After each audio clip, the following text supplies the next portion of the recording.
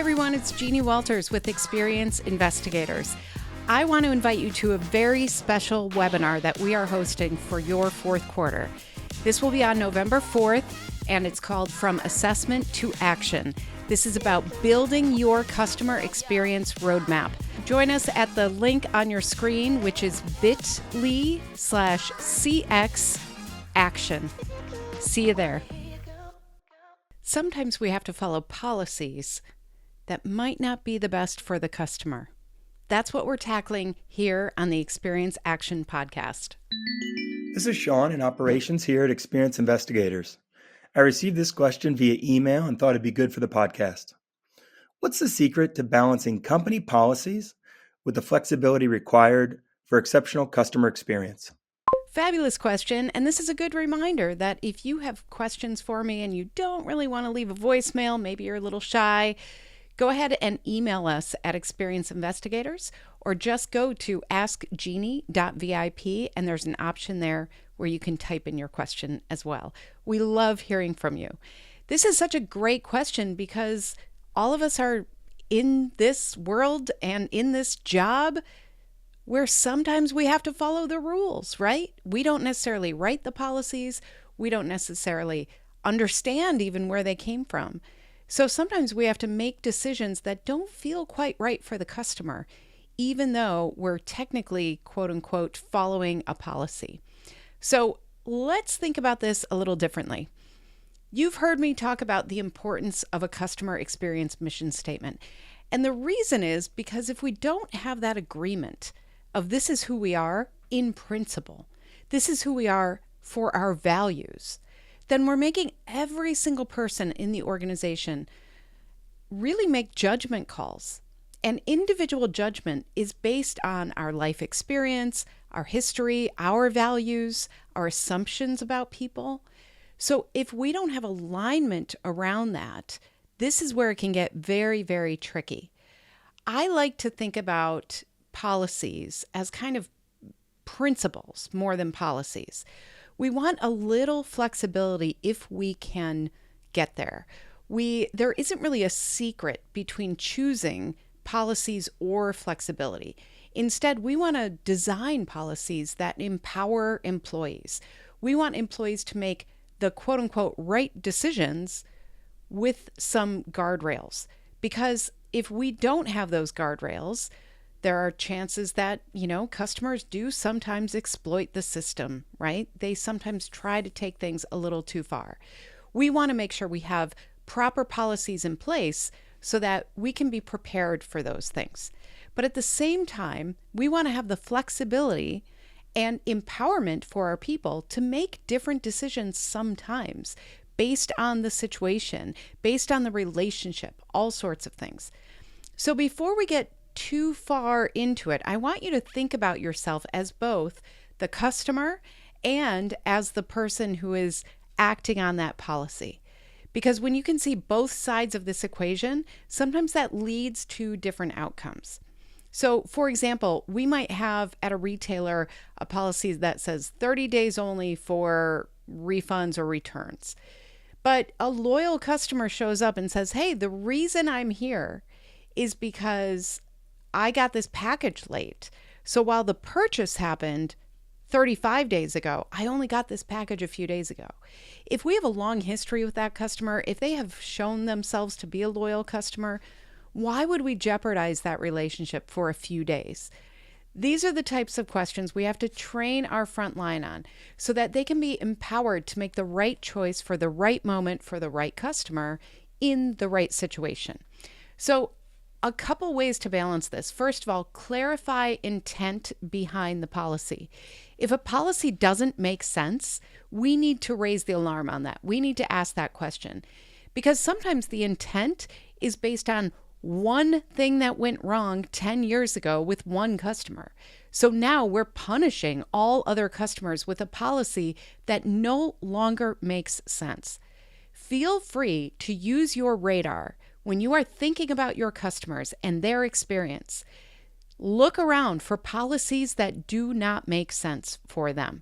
And if it's something that was based on one time or one customer, Start asking about changing that policy. Look for ways that you can give people leeway around that policy. We want to make sure that we're not doing something because one time something didn't go our way. We want to look at the majority of the experiences that our customers have and making them effortless and seamless and delightful. And so we can't do that if we have a bunch of policies that basically are based on what if something goes wrong this one time. It's really about intent. So ask yourself, what is this policy protecting or promoting?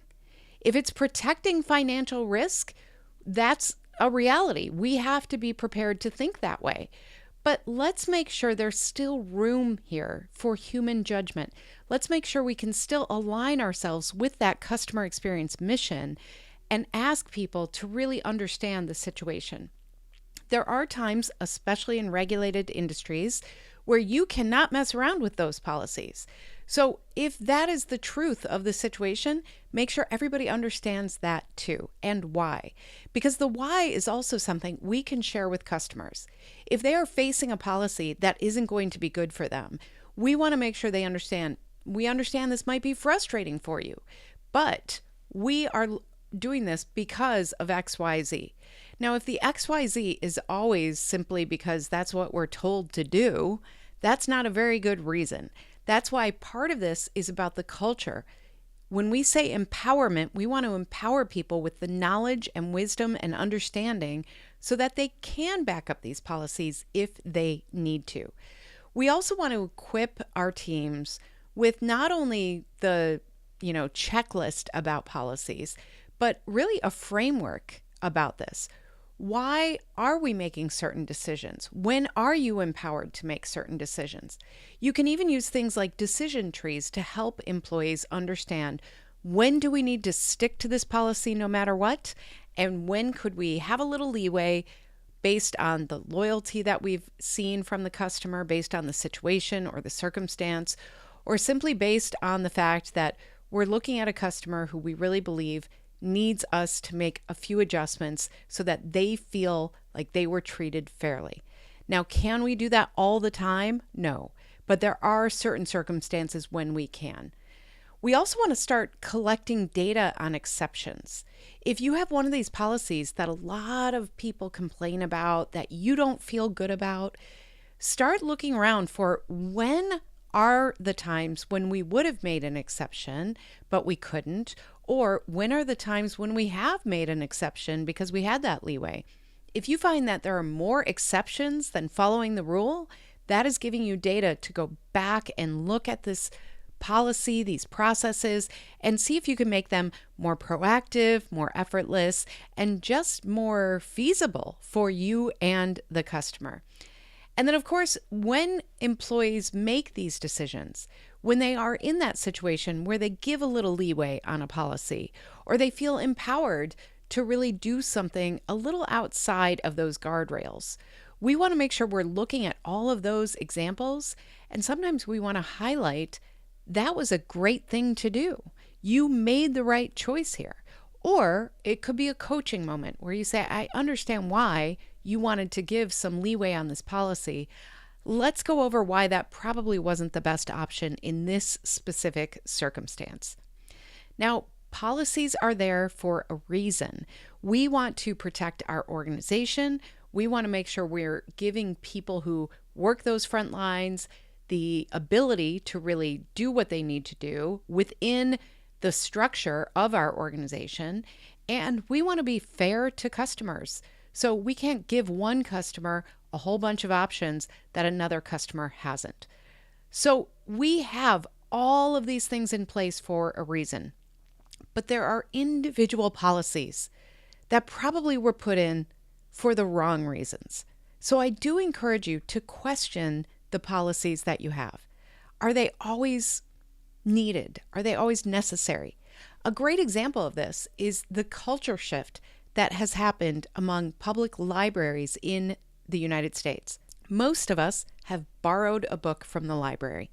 When we've done this in the past, there used to be a fee if you did not deliver back that book by the due date. Now, there's a lot more flexibility.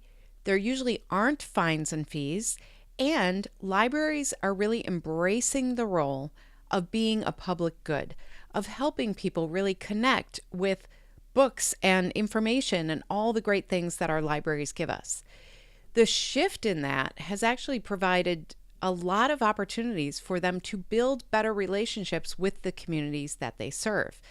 So that was a big shift, because we're talking decades, maybe even a century or more, of if you did not return the book, that was on you as a customer, and you had to pay fines for it. They would come after you for that. So now there's an understanding that maybe that policy didn't serve the people we were serving and our organizational mission. So once they started connecting those things together, they changed the entire culture of those policies. That's the type of thing to look for. Ask why. Why do we have these policies? Is that a good enough reason for today's experience? And then deliver the experience that you want and that your customers want within those appropriate guardrails of appropriate policies. So I wish you a lot of luck with this idea of flexibility and this idea of really principled intent. We want to make sure that we are providing the right intentions when we set up policies, journeys, and everything else for the people that we serve. Bottom line is, policies should be guardrails, not roadblocks. So I encourage you, look around today, see if there are policies that maybe you can adjust or even get rid of, and then ask yourself, what are the things we can do to empower our people to live within those policies and still deliver what they need to our customers? This is another great question, so thank you so much to all of the CX leaders out there who are listening, who are watching this, and don't forget, you can always ask at askjeannie.vip. See you next time. To learn more about our strategic approach to experience, check out free resources at experienceinvestigators.com, where you can sign up for our newsletter, our Year of CX program, and more. And please follow me, Jeannie Walters, on LinkedIn.